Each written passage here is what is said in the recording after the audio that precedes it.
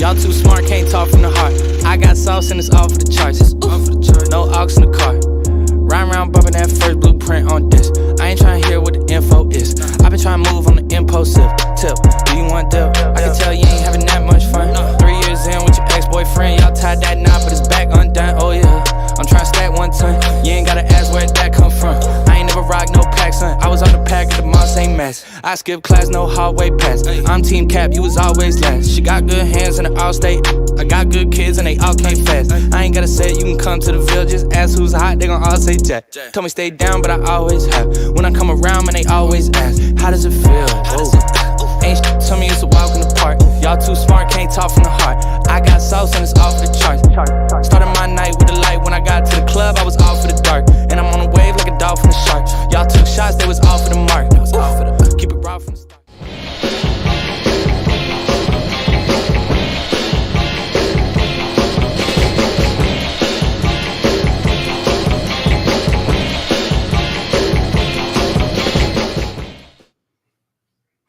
Good evening, everyone, and welcome into the large program. Welcome to Tigers Tonight. I'm your host, John Maddox, and we have a very special thing tonight. Not only is Brian Moss on assignment in our Brewster, New York office today, but all 3 members that you see on your screen are proud Hernando residents. How about that? And I think we live like a total, I think probably Landon and Larry are the closest, but we're not 15 minutes apart. All right, so let's get into the program first. Let's welcome our special, always welcome guest co-host, Landon Speck. Landon, how are you this evening, sir? I'm great. Happy to be on the show. Yeah, welcome in. And the one and only, this is why we have an explicit rating on Apple. Ribbed for your pleasure, the one and only Larry Morley. Larry, how are you? We're playing the Trojans. I just thought, okay. No, it makes sense. No, Took me a minute. It's all good. No, it is good to be home. I don't know the next time I'll actually be here, so it'll be. This is.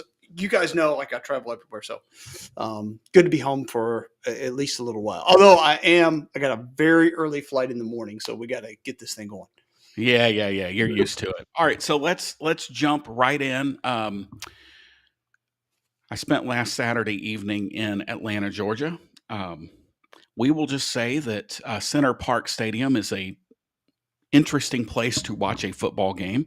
Worse? Is it worse than the Dome Yes. in St. Louis? Oh yeah, 100%. This is and this is no offense to it is an offense to the people of Georgia State. It is my number 3 worst, or it's actually number 2. The worst will always be Legion Field. Nothing. That's a complete place. I've been to a game there. I can agree with you on that. Yeah, Skelly Stadium in Tulsa, Oklahoma, right up there as well. It's horrible. And then Georgia State. So the whole vibe, and we're going to talk about the game in a second, but the whole vibe, as the kids say, the vibe wasn't vibing on Saturday. Everything was weird about that stadium. Like, the lights were weird, one half. So it's, for those who don't know, it's the former Turner Field, which the Braves played at. It's not even a 30-year-old stadium yet. It opened in 96. But the lights, because they renovated, obviously, so the lights on one side of the field are football-style lights, the post and the lights that kind of angle down like football lights do. Well, on the other side, I guess that'd be, let's see, where was I? I was home plate. Third base side. Sorry, I have to play everything out here. They're still using the baseball lights that are on the very top of the stadium. And if you don't know, they're completely different angles. So the lights were weird. Let's see, what else weird happened? Oh, they have this thing at the fourth quarter where they turn all the lights out. And they put their little what are they? The Panthers. They put that up on the scoreboard, and everybody gets their phones out. It's kind of cool. Well, 2 things. Number 1, they did it a play early in the towards the end of the third quarter. So we just thought the lights went out. But they got them all back on. Well, most of them came back. Then part of them don't come back, and there are shadows on the field. And we all thought they're going to stop the game. They're not going to play in this darkness. No. We rocked on for 2 plays. And as I said in the press box, I said it's a risky move in a 30-year-old stadium, turning a bunch of lights off, because you don't know if they'll all come back home. And lo and behold, and we were delayed coming out of halftime because somebody flew a dang drone over the field. So it was just everything. It was a fiasco. We got out of there, and Memphis won 38-16. Landon, I want to start with you. We were talking just briefly there off air. It was the best of times, or it was the worst of times and the best of times, to steal the line from Charles Dickens. I don't know that I've seen a Jekyll and Hyde performance quite like that from a Memphis team in quite some time. Definitely. The first half was rough to say the least, especially for the Memphis defense. Georgia State through the air, which by the way, TJ Finley started at quarterback this game for Georgia State, who wasn't, at least he wasn't announced as part of the team until the Monday of that, I believe it was Monday or Tuesday of that week. And he just went out there and he honestly just shredded the Memphis defense. He went out there and he got whatever he wanted. They were mainly, I know Silverfield mentioned it in his press conference Monday. It was mainly just the seam balls. Every time Memphis, they were in zone coverage, they just left the middle of the field wide open for Finley to do whatever he wanted to, and Memphis couldn't, I hate the cliche, but they couldn't stop a cold in the first half. But in the second half, they came out and they only allowed, I believe it was 76 yards of total offense, and they pitched a shutout. They allowed 16 points in the first half. They had 16 points allowed in the game. And like you said, I can't ever remember seeing a turnaround quite like that, in a long time with the Memphis defense like that. And it was interesting to go back and watch a second time. Yeah, like I said, Georgia State just through the air, they got whatever they wanted. But I do think it was encouraging. Even in the first half, Memphis did very well against the run, which going into the game, that's what I was worried more about than the pass game from Georgia State's standpoint, just because they had some success on the ground against Ole Miss and they have a talented group of running backs. But Memphis did very well against their run game. Yeah, I thought so too. And just looking at the numbers, first half, you said it off air, Georgia State has 71 yards rushing. Second half, they go minus 22. So it was a complete turnaround. They also had, like you said, 76 total yards after halftime. That's after racking up 313 in the first half. So, Larry, it's just one of those things, I think I tweeted about this, or I may have just messaged you guys. You've always said that a head coach, just like a realtor, doesn't earn his money letting you in houses. A realtor earns his money at the closing table. And just like that, a head coach doesn't earn his money running out of the tunnel looking great in a uniform. He earns his money, and the staff earns their money at halftime, and Memphis got their money's worth on Saturday. Absolutely. So when you go back and watch the tape, what you're going to see is Georgia State did some kind of weird things that you don't really see in football today. What they were doing was they basically had two wide receivers, and then everybody else, all 9 players, were in what we call a bunch formation. Now, this is something that you would see back in the 80s and 90s, but you don't see it anymore. But what they would do out of their bunch formation is you never knew who was going to go out, who was going to run a route. And so we were trying to play a matchup zone, and they were just shifting from one side to the other, and they would run down the seam on the weak side. And they did this the entire first half. Okay. Well, in the second half, we said, and I think to Landon's point, I do think we were trying to focus on the run, right? I think that was sort of our focus from the beginning of the game was, okay, we're going to stop them from running the football. They haven't shown any kind of accuracy. Well, you don't have to be very accurate when you're wide ass open. Okay. So, I mean, the bottom line is we went to a 3 deep cover zone in the second half, and we would roll it to one side or the other. And if you go back and look, now we've got 3 safeties sitting over the top, and we're like, okay, we're going to make you throw into a space, and we don't think you're accurate enough to do that. At the same time, we're like, okay, if you want to run, fine, but we're going to keep you in front of us. So it worked like a charm. And to Hank's credit, they ditched what they were going to try to do, went completely different, and it worked perfectly. And if you go back again, I encourage everybody to go back and watch the second half, and you'll see those 3 deep safeties sitting right over the top. And that bunch formation doesn't work when it doesn't matter. You don't care as a safety and a cornerback. You don't care who's coming out because you've got a space to cover now.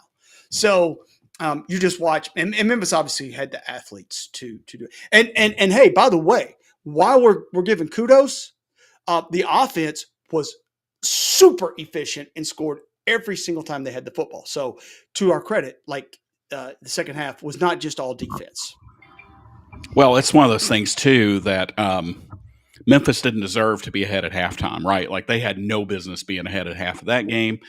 But Landon, something else I thought was interesting when Finley got hurt and Cam Brown came in the game, he kind of lit things up. He goes 8 for 12, and then Finley's like, all right, well, I'm ready to come back. And then they never go back to Brown. And I thought Brown brought a different element to the offense. And it was just, that was just kind of curious to me as to why. Although I guess you're saying at that point, right, Landon, that TJ Finley is your guy. Like, this is your guy. And unless you have to haul him out, he's going to be your quarterback. Yeah, I suppose that's what they were saying with that. And I do agree. Brown brings another element. He was much more mobile than TJ Finley. TJ Finley's played college football for a long time. I think anybody who's watched him before knows what he is at this point. He's very big, but he's not going to move well. Brown moved much better. And I also think Larry said this earlier. It didn't really matter who was throwing the ball or who was running the routes in the first half. Everybody was wide open. So Brown went in there, made the same throws Finley did. A little bit better creating for himself and moving out of the pocket. But they put Finley back in. And I guess that is what it is. I guess they brought in TJ Finley to be their quarterback, and would have been interesting to see if anything would have been different if they leave Cameron Brown in the game, but we'll never know. Yeah, and that was interesting to me. And the other thing I noticed, and Larry, you mentioned the 3 safeties and rolling over the top. All their big plays, they got a safety isolated on a wide receiver, and Right. we were talking in the press box, and we were just kind of half kidding. Like, safety play has been a problem at Memphis for, we'll just say, a bunch of years. And consistent safety play. Not, we've had some bright spots, obviously. We've been really good at that monster position, which is kind of the safety linebacker hybrid thing. But we've struggled in getting safeties that can run with wide receivers. And look, credit to Georgia State. They schemed that really, really well. And Coach Silverfield in this post-game press conference said they did things that they had never shown a tendency to do. And, but again, when, you go from 313 yards to 76 yards, that just says you made a ton of adjustments. And I thought Brendan Lewis played well within himself, with the exception of one play, and that's the safety. And this is now the second game where he's made all these great plays, but just one, bad play. But again, Coach Silverfield, quick to point out, that was because the left tackle got beat, and but Lewis has to get rid of that ball, right? Like he's got to know 1 Mississippi, 2, go back to the playground, 1 Mississippi, 2 Mississippi, 3 Mississippi, throw it. I would have called a run down there too, but that's neither really here nor there. But 16 for 20, 196 yards. Another great game for Sutton Smith. Almost broke a punt return. He was so mad at himself in post game. He said he wanted that one back because he felt like he could have gone all the way with that one. I think, Landon, do you think it's safe to say that Braham's going to be Brendan's kind of security blanket? Because I noticed that several times in the game.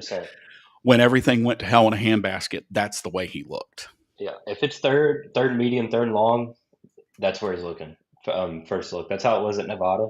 That's how it's been so far this season. And because Braham's still getting up to speed with the playbook and football conditioning and all that stuff. He's still not playing the amount of snaps he's going to be playing towards the end of the season. But yes, I think you're 100% right. And then, I'm interested to see, how the connection goes the rest of the year. But I would think that he's going to end up just being the number 1 at Memphis, which all offseason we've heard about how these receivers, it's going to be by committee. There's not a guy, but Cortez, I think, he definitely has the best chance to become the guy. And you can't reiterate enough how big of a portal addition that could end up being, especially as late in the cycle as it happened with him. Obviously, he had a unique situation with him being in the portal.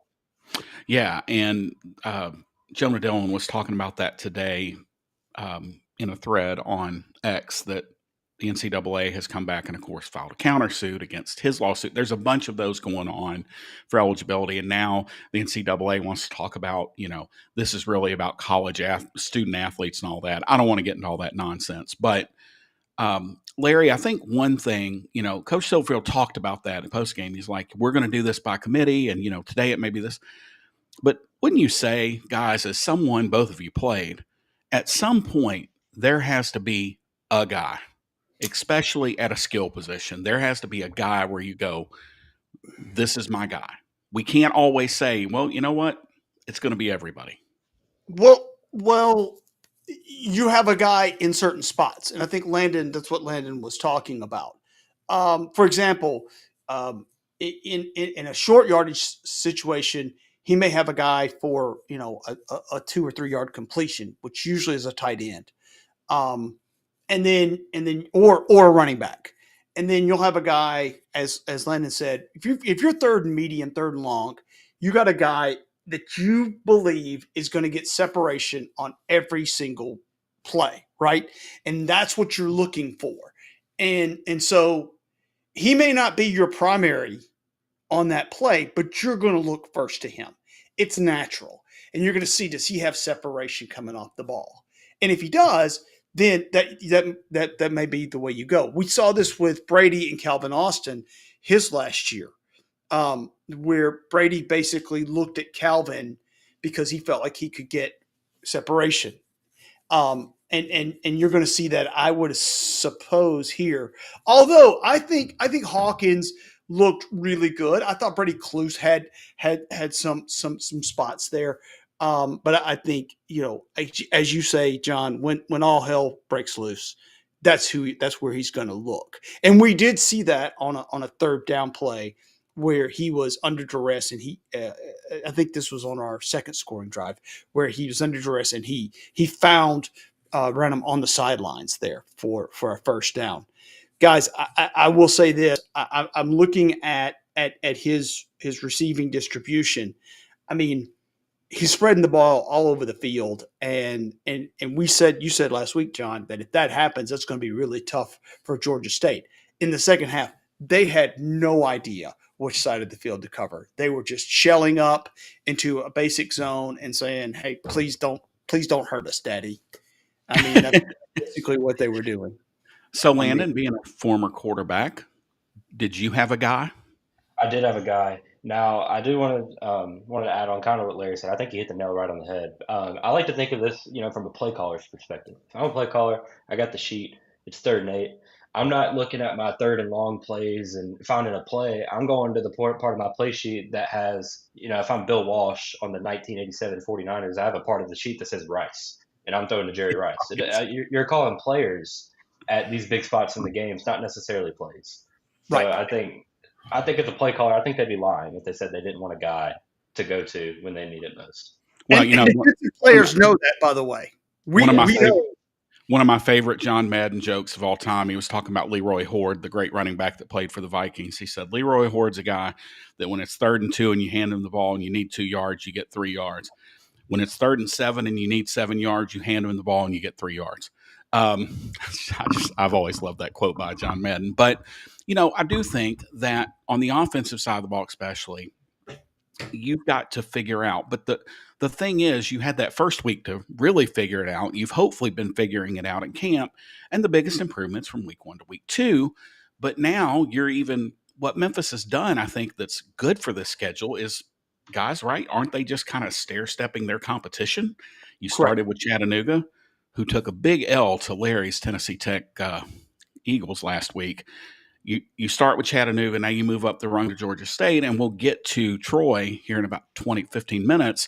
So you've kind of stepped it up. So now I think what you've got to do is now you kind of have to know. You know that Brendan Lewis is your quarterback. You know that Sutton Smith is your Mr. Everything. Greg will hopefully, how coaches are. Yeah, he may be back. Well, he's day to day right now, whatever. He may be back, he may not.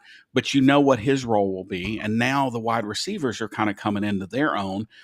And defensively, man, Sam Brumfield was all over the place on Saturday. He ends up with 8 tackles, a sack, a quarterback hurry.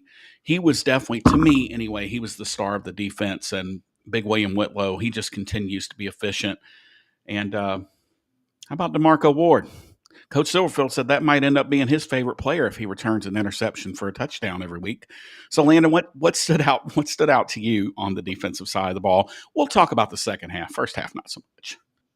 I think I think you're right about Brumfield. He was everywhere, and obviously Witt, as the leader of that defense. But I thought Jalen Bell had a great game, 93, and he's a guy that Ryan Silverfield talked up a bunch in camp. He was asked who are just some guys that stand out on the D line, and he named Jalen Bell. Jalen Bell's a transfer from Tennessee State. He's a little undersized, 5'11", 280. Not your prototypical defensive end. In a 3-man front, but he was unreal, especially in the run game. He had a lot of plays where he wasn't necessarily the one back there finishing the TFL or the sack, but he was just wrecking havoc. He was blowing things up, pulling guards off their paths, and he did have some plays where he got back there and finished. But I think through the first 2 games, especially this Georgia State game, I think Jalen Bell has definitely lived up to the billing that Silverfield put on him in fall camp. Yeah, and Coach Silverfield, he pulled no punches. He was all in Jalen Bell. I mean, he just loved it. I love the job that Puda Walker did. He did not get Yes. the stats, but he absolutely took 2 blockers every single play.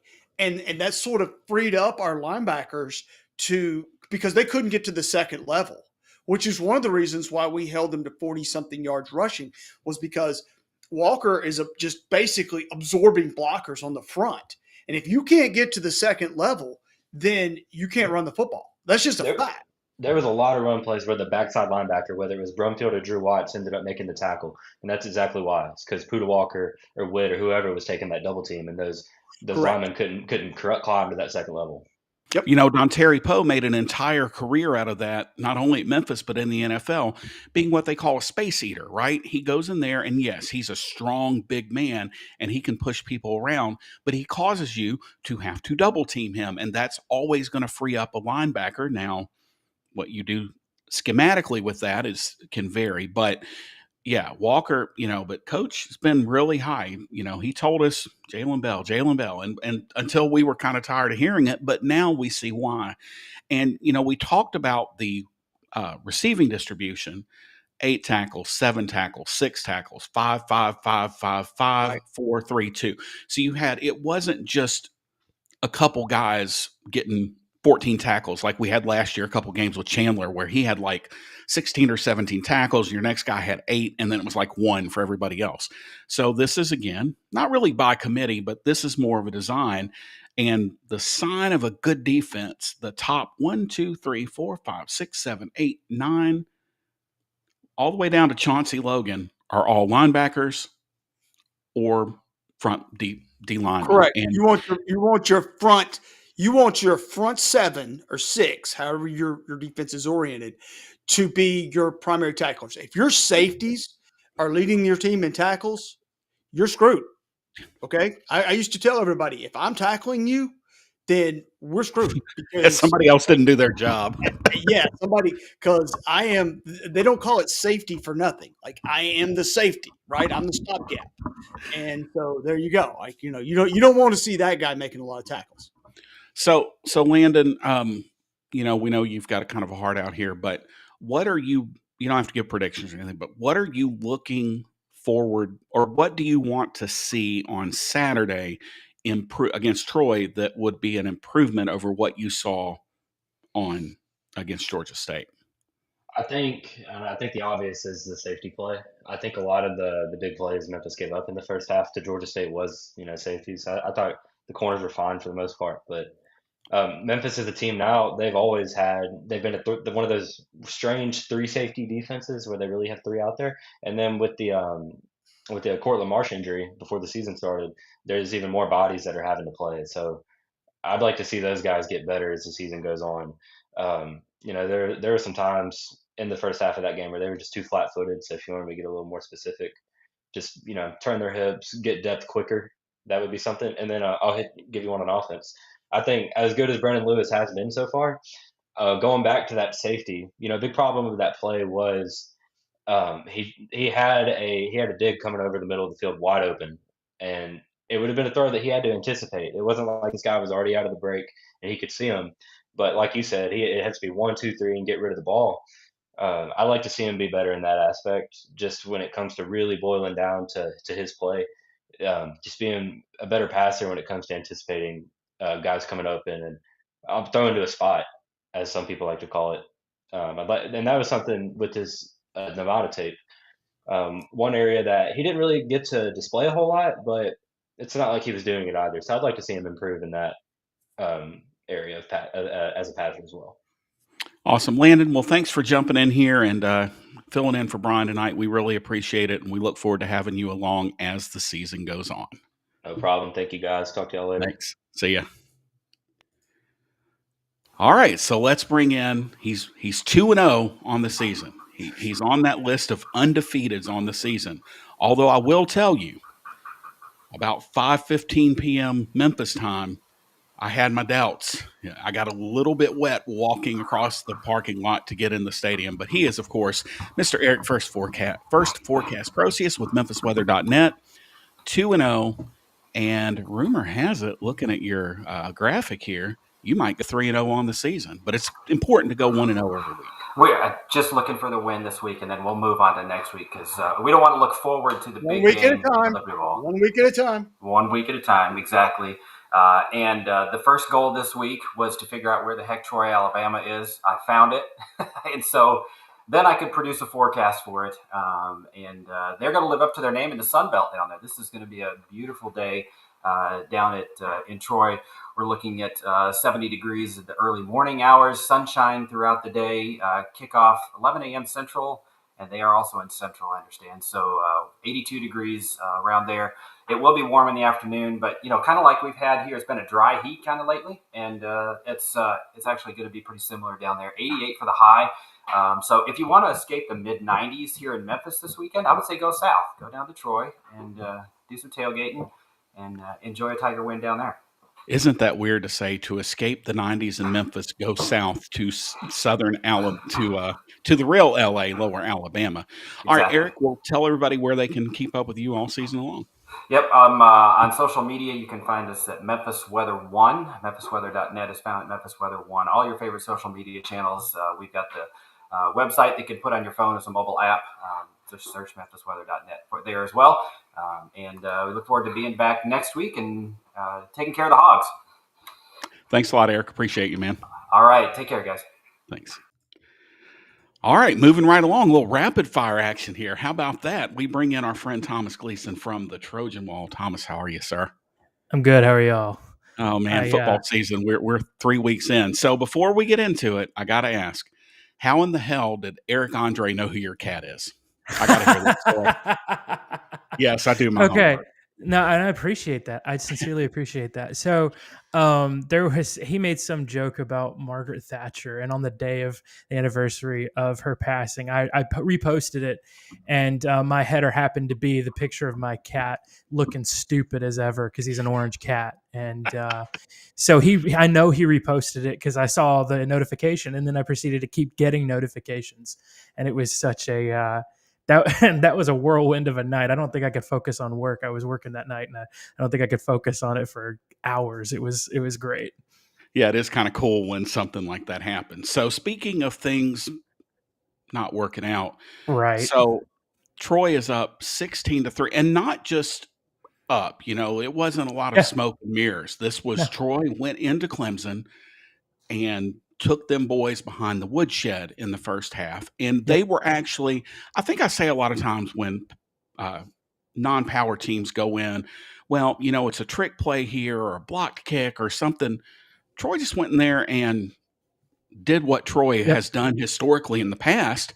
And so what happened, for those who don't know, Troy fell to Clemson 27-16 after having a 16-3 lead. So what happened, and what was the mindset of the team at the end of that game? So first of all, I think it's pretty clear at this point that Troy is just not afraid of any place called Death Valley. And I don't just mean that referring to 2017, the win over LSU. I mean that the 2004 loss to LSU, the 2008 loss to LSU, where they had to come back to beat Troy. The 2011 game at Clemson, where Troy was leading at half and still lost. The 2016 game against the eventual national champions, where they only lost by 6 points. It's the mindset going into it to start with is that you're there to play. That's how Trojan fans and the Trojan program just expects to play at that high level. As for what fell apart, several stupid penalties, 3 stupid interceptions, and 1 stupid Adam Randall. It's pretty clear that the first half belonged to Troy.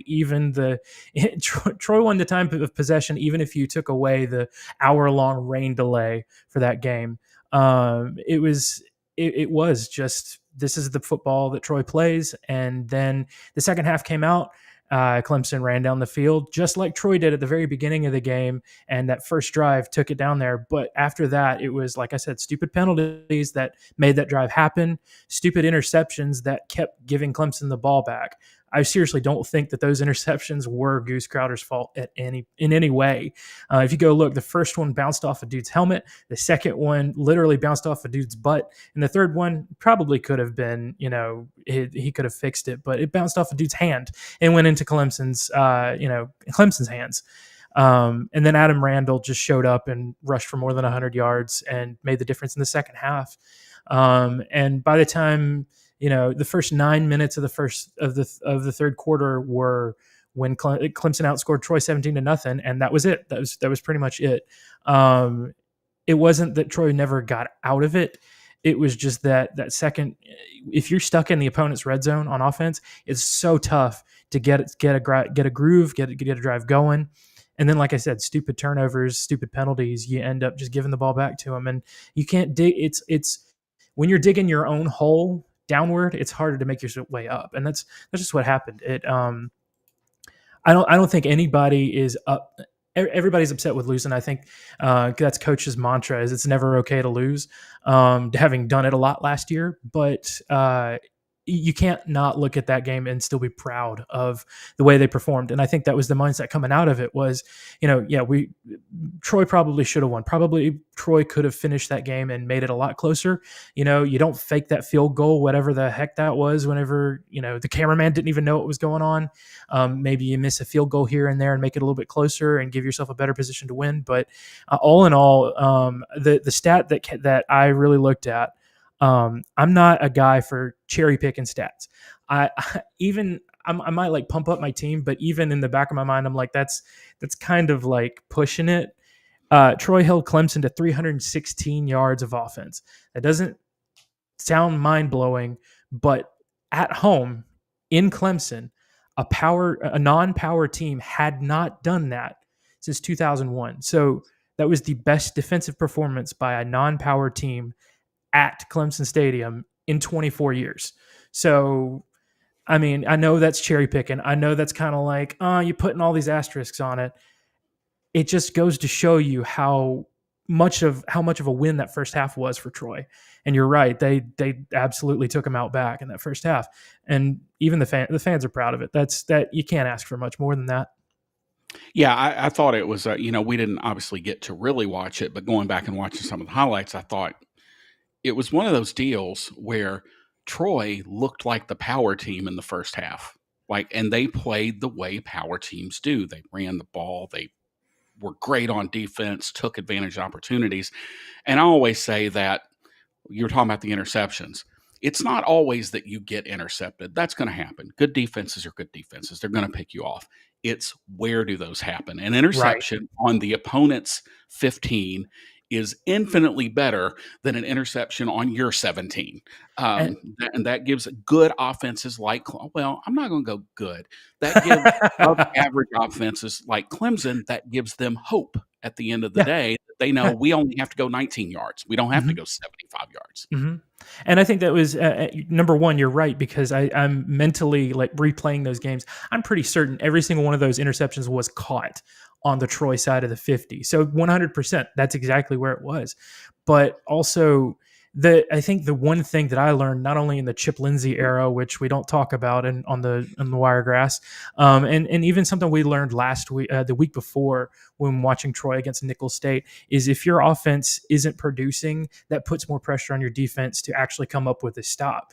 And so you add that to the fact that this defense is now starting on their own 30 with their back up against the wall. It's tough, like I said, to dig yourself out of that hole. And that's exactly what happened. And it's easy to point to turnovers because they were stupid. And you go back and watch them. They really look like you could play yakety sax in the background. But no, it just, it wasn't even like shooting yourself in the foot. It was like you stubbed your toe and now there's a giant hole in it. Like you stepped on a landmine.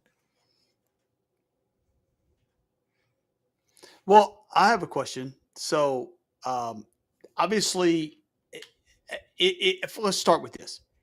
Is his name actually Goose? Yes. Yes. I'm pretty sure his given name is like Will, but he's Goose. All right, He's no, no, Goose. no, no. So his nickname is Goose. Everything on there, I'm looking at the depth chart right now. It's Goose Crowder. Everything on the website is Goose Crowder. I'm pretty sure that his birth name is Will, but yeah, to us he's Goose. It's Goose. If Goose is good enough for his mama, Goose is good enough for me. That's right. That's right. And if you have a follow-up question, it's a Top Gun reference. Yes, he and his brother loved the movies. So I'm wondering if his brother was like Maverick or something. But it was. I mean, yeah, maybe it is Will, but come on, it's Goose. If your nickname's Goose, you're gonna Come on. And look, that's a great name, right? That is a great name for a quarterback, absolutely.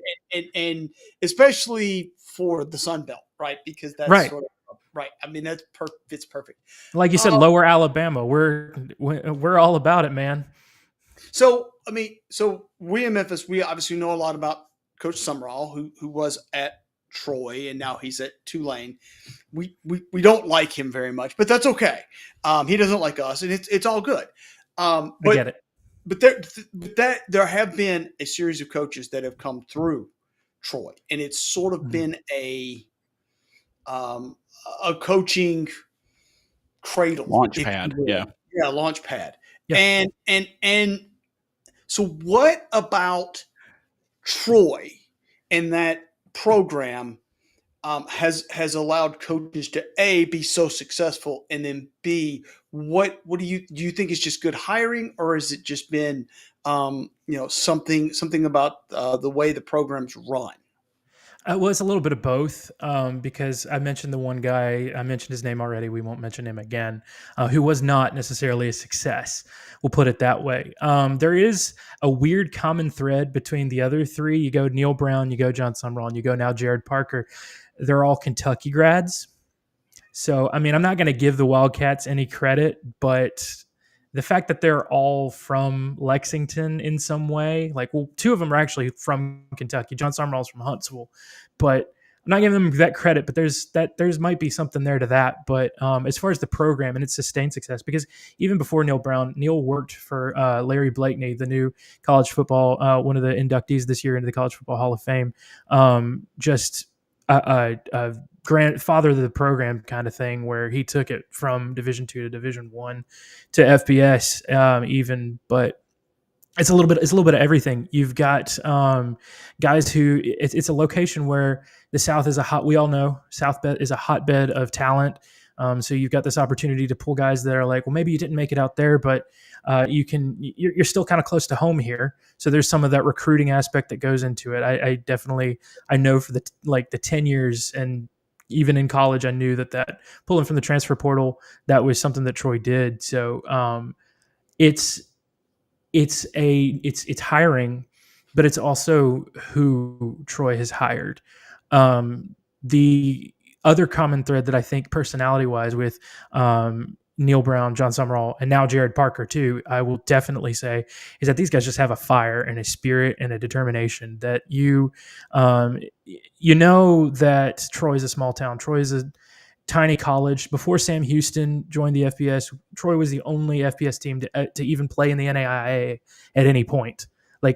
That's where Troy's come from. They're a small school at the core. So you understand that going in the door, but the hard work, the work ethic, the determination, the spirit and the passion, it's all PR stuff. But at the end of the day, there's a reason that you would go play college football 25 or 26. And one of the things that you can pick is, am I a coach that really puts a spark into players? And you see that in John Summerall. You see that in the way he conducts himself, in the way he acts on the field, in the way he acts in interviews. Y'all see that more because you're an American Conference team. You share your conference mates with them, but also that's Jared Parker too. Is that same way? Is he's got that grit and that fire, and so it's one miss in the last 30 years or so isn't too bad, but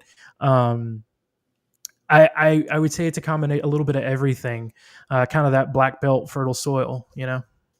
Yeah. All right. So let's kind of move on the field here, and obviously we've talked about Bruce Crowder. We saw Troy last year in Memphis, a game that Memphis kind of honestly sleptwalked their way through, and Yeah, just had more yeah. athletes and better players, and Mhm. that happens a lot. That's happened to Memphis, and it's happened to a lot of teams because of Memphis. But how has that offense kind of matured? How has we talk about moving from week 1 to week 2. What is the progression you've seen in the wide receiver, the skill positions that have kind of maybe led Troy to a little more success this year so Well, far? I mean, that's kind of it. Is that it comes down to maturity. The very first thing I thought about is you talk about we saw these two teams last year. Troy was in a completely different place. You talk about John Sumrall left, half the team left through the transfer portal, and so it's really tough to retain these guys. And I mean, I know Memphis is a little bit bigger and a little bit older than Troy is, but even when you're not a power school, it's difficult to retain players. And so that's just kind of what happened is that through the season, you saw this Troy team grow together. Uh, and that's pretty much, that's a lot of it is right there is growing together. You start the season 1-7. That's tough, but you finish the season 3-1. That's an obvious sign that something clicked and this team's playing together. And I think that's a big mantra for the team too. Well, then what happens in the offseason is you keep all these same players. You keep a lot of them, and you bring in guys like Rara Thomas to fill in positions that you don't you might lose. We brought in Trey Cooley, who's out for the season now. We expected him to be more part of this offense than he was. He didn't even start the season, but the next man up came up. And a lot of it is not just necessarily maturing and like learning the system, because you are now year 2 in a system, not just year 1. You are now year 2 of playing with these other guys and these coaches and everybody being in the same spot in the same trenches and learning it over and over again. There's so much to that. It's discipline, and it's just learning the system. And I hate to say that that's it at the very core of it, but that is because Troy has one of the highest rates of return this season than in players compared to the Sun Belt and compared nationally. It's incredible, but it's amazing how much that just happens. Yeah, and that was something that kind of jumped off the page at me about Troy has so many returning players. Memphis Mhm. had to replace, I think, 70 players this Yeah. year. But one of the things, and Larry talks about this a lot, it's not just the head guy being there. Troy is one of just 4 Sun Mhm. Belt schools to return the head coach, offensive coordinator, defensive coordinator, and your strength coach. And so that plays into it too. And Larry, I'm sure you're going to get into more of the defense on the field stuff, but like that's a huge part of this, right? Is guys know who's talking to them and know where they're supposed to be at this point. Absolutely, and that's any kind of development, right? Like in school, in work, you have somebody that's there that's guiding you. The same person over and over. Repetition creates muscle memory, and that's just how it operates. That's how strength operates. That's how learning plays operates. And so now you have these players that are, as a group, more well-rounded. That applies to the wide receivers. That applies to the linemen, which is a big deal to have so many returning linemen in a group of 5 team, or excuse me, a non-power team, I should say. That applies to the defense now with Troy too, and that's, I'm sure, an easy segue into the question you had. But it's when you talk about work ethic and getting back at it, you can't beat just repetition. So we talked about the defense, the first half, and then the second half. Obviously, they had a lot of short fields. The end of the year, you did talk about the end of the year last year, and how well the team sort of came together. What clicked defensively? Because when we saw them, um, the running defense was really struggled with the rushing defense. What clicked at the end of the year that allowed the defense to sort of coalesce, do you think? Well, and I hate to go back to it, but most of the defense left with John Sumrall, so Right. that's going to be a big part of it. I think you've got the Dante Wright in the system that you're coming in, and it felt, the schemes felt more like the schemes I saw. So maybe there was some coaching adjustments in that where it was a lot of similarity. But the focus for Troy has always been defensively, that front seven. And I think you focus when you lose a ton of players on the back end in the secondary, you kind of emphasize, okay, well, we got to make up for that. I think they're very definitely felt more like, well, let's return to what worked and focus more on winning the trenches, winning up front. We've got these big guys, and you saw a lot of that with a lot more pressure on quarterbacks throughout the season, and you start seeing leadership in the secondary develop. But even now, like you saw against Clemson, is the maw of that defense is the front seven. And so shifting that focus away from, okay, we have to focus on this. This has to be developed. This has to be something strong, but just shifting focus to where are we going to win? How can we win on that side of the ball? And the front seven has been where Troy has historically won. So who should we be looking for this weekend? So, I know I say that front seven, Luke Hodge is going to be the name that pops up just because he had a great game against Clemson with the interception and the forced fumble. But Devin Lafayette, the spear, is going to be your guy on defense. You can go back and watch, and Luke Hodge's name stands out because of the big plays. But if you look at the stat line, Devin Lafayette was all over the field. He was making plays. He was running up and catching up with Cade Klubnik when play was broke down and Cade was running. He was on the sides, grabbing wide receivers for minimal gain and blowing them up in the backfield. He is kind of the leader on this defense, which is weird to say. Like I said, the front seven is the focus, but you got the spear who is kind of the I hate to use the term quarterback of the defense, but he's kind of the spiritual leader. He's the guy. He's come from a lot. He's been through a lot with this team, and that's just he's going to be your guy that you want to circle anybody on defense. That's the guy you're going to watch. What about on offense? What on the offensive side of the ball? So obviously Goose is the guy, but Tay Meadows has kind of come into his own as the running back there. It's easy to get lost because I feel like I'm saying this a lot every single year whenever Troy's good.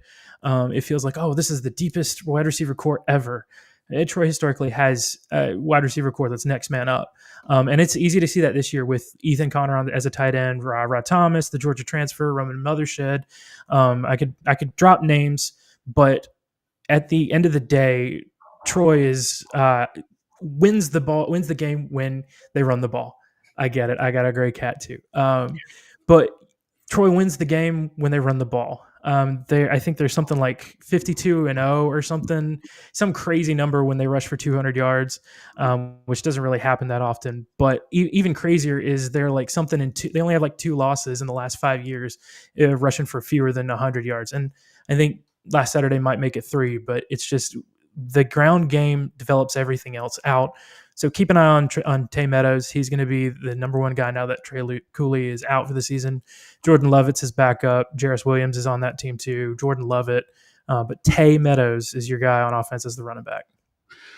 All right. Well, so you asked me a question in your article about what has to happen for the underdog to win. What, in your opinion, does Troy need to do to come out of Saturday with a win? And how do you think things are going to shake out? It has to be that same mentality, but that same preparation for Memphis. The expectation that this is another. Troy has to consider Memphis as a power school. You may not technically be, but honestly, Memphis is one of the best Group of 5 teams there is. Not to gas y'all up or anything, but it's that same mentality coming into it. You gotta execute the same way you do like you did against Clemson. The way that they thing that Jared Parker talked about last week was how they prepared for Clemson. I have no doubt that he's going to be doing that the same way for Memphis. It's easier when you've got a team 2 years in a row to do that, but it's got to be that mentality of stepping up. I genuinely think that Troy has a better chance in this game than I would have given them a week or two ago. After the Nichols game, I was just like, I think this is another 38-17 kind of thing. The line right now, 4.5. I don't know if y'all do any of that, but I just checked before the thing. It's 4.5. Memphis is a 4.5 point favorite at Troy. and you give the home team 3 usually. So that's basically a touchdown right there. I think it's possible. I hate to go one way or the other, and I know that that's really shady, but I think that it's gonna hurt. But seeing Troy lose a game that it probably had in its hands is it's likely. It's very likely for us to see Memphis step up, be the better team, just like Clemson did. Clemson scored 27 unanswered points. Troy can't let that happen again. I don't think that happens again. But I think it's very possible that we're looking at this game where Memphis fans are pulling their hair out, Troy fans are rowdy, and Memphis just pulls out a really close buzzer beater, one possession game. Just because this team has that heart on the Troy sideline, and because this is the brand of Troy football I expect. If Troy had beaten Clemson this past weekend, there's no doubt in my mind it's a hangover game. Memphis dog walks them again, but I think losing put a fire in them. So it's going to be close, but I'm going to give Memphis with a very, very close win. Well, and I'm going to say I wish this game were a week later on your schedule because then you one of the more underrated college football rivalries, I think, Troy and South Alabama. Oh, Two yeah, teams absolutely. that just do not like one another. Nope. There's nothing they like about each other. And I looked at the schedule and I was like, of course, Pete Limbo and Buffalo have to go and screw everything up. And Memphis is the game. Don't look past Buffalo next week. Pete Limbo's a hell of a coach. No.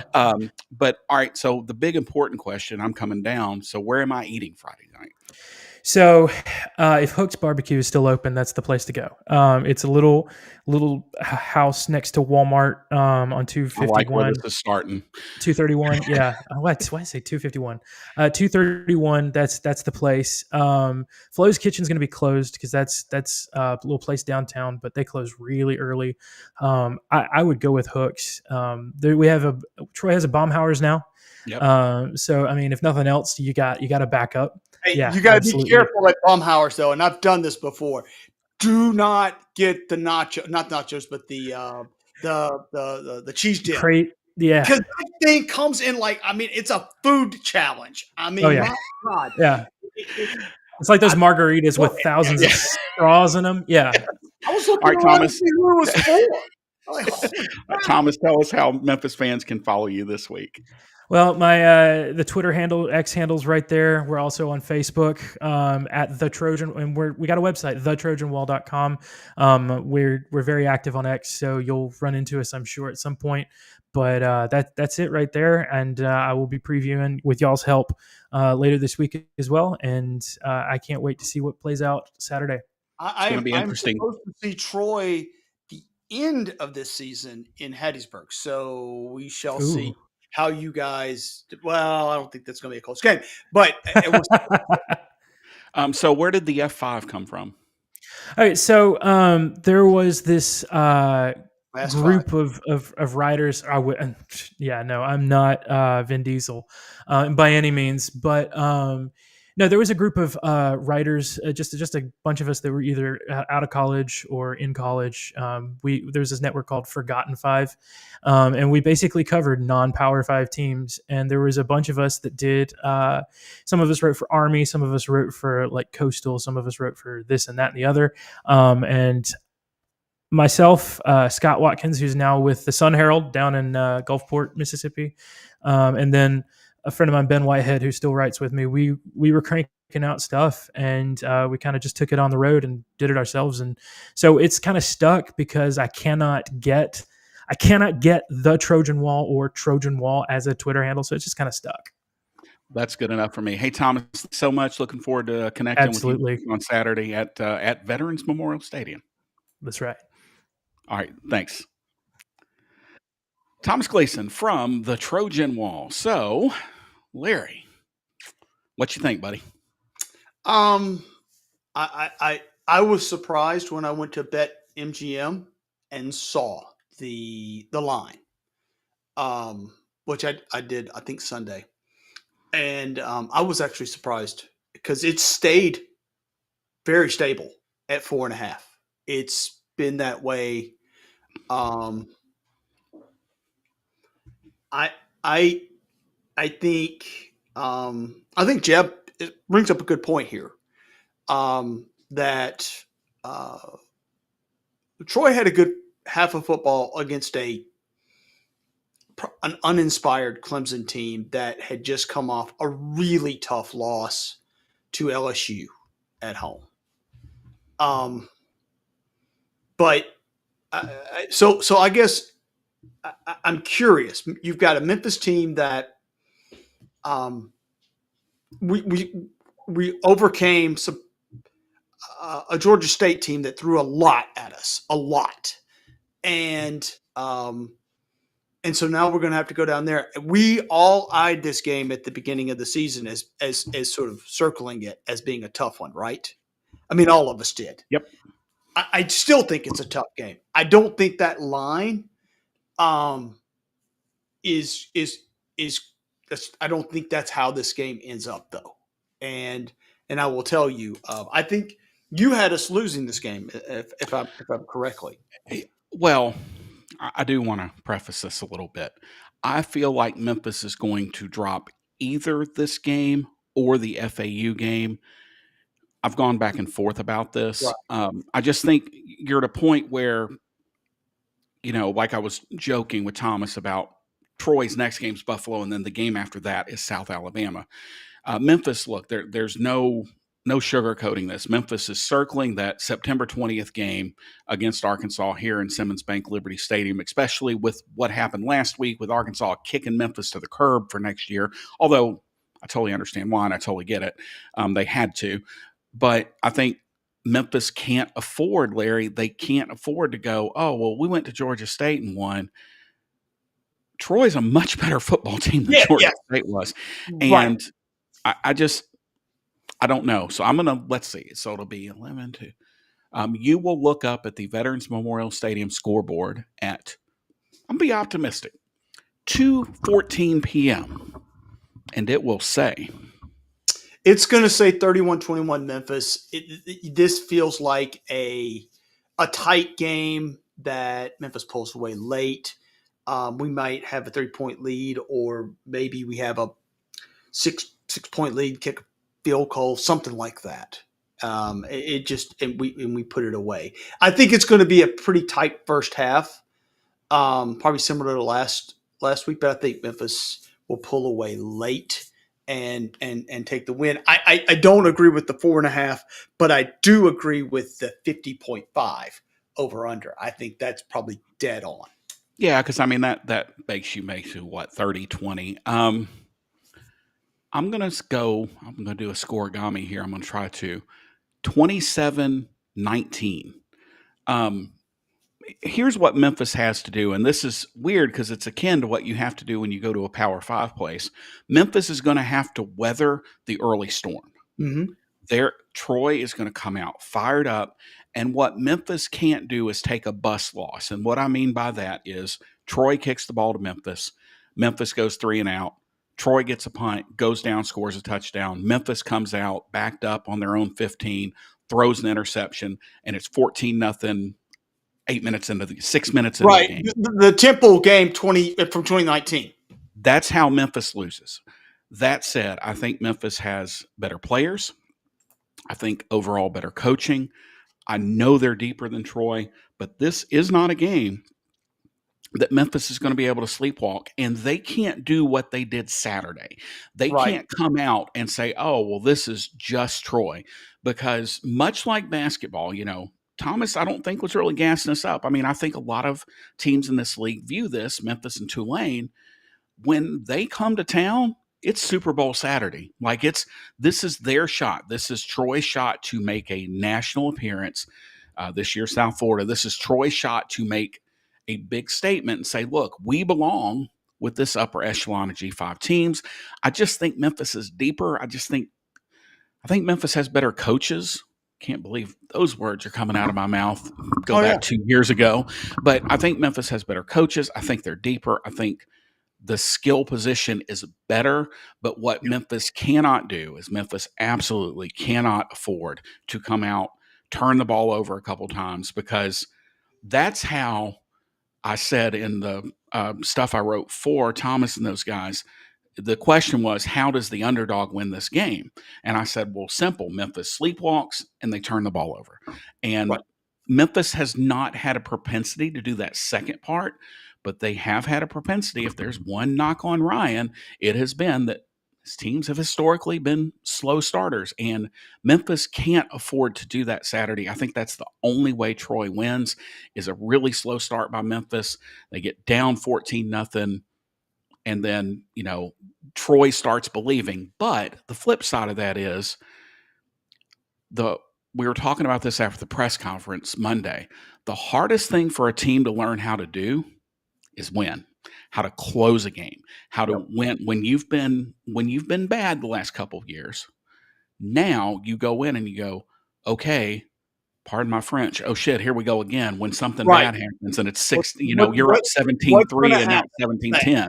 Right. Like, how's the next shoe going? And Memphis dealt with that for years. We were, I can say 4th and 27, and every Memphis fans know what I'm talking about. We're not And going we dealt with, what was it called? BFS, battered fan syndrome, for a long time because we gave away so many games. And I think that Memphis can't afford to think, oh, well, if we get down 14-0, we're fine. We have to go out and, we can just go and we can hang out at actually, they're staying in Montgomery, and I don't know what's in Montgomery. We can just go hang out, have a good time. There's a Buccaneers there too, but it sucks. Anyway. Yeah. But yeah, so that's my thing. And Jeb has a point. How many times are Memphis fans jacked after a close SEC loss and shat the bed the next week, or even an SEC win? People forget the flip side of Memphis beating Tennessee in 96.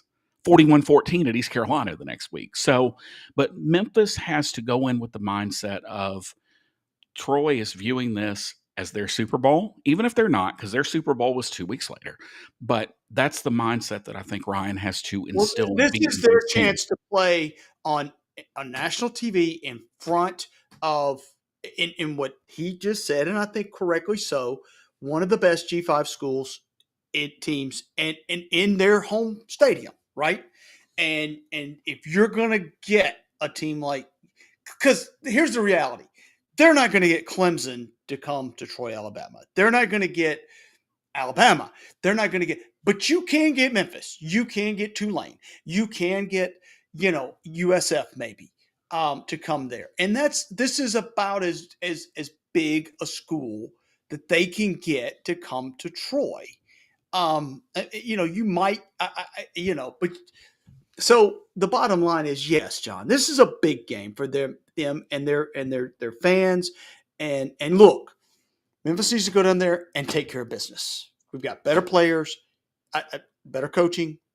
And I think at the end of the day, you just go down and take care of business.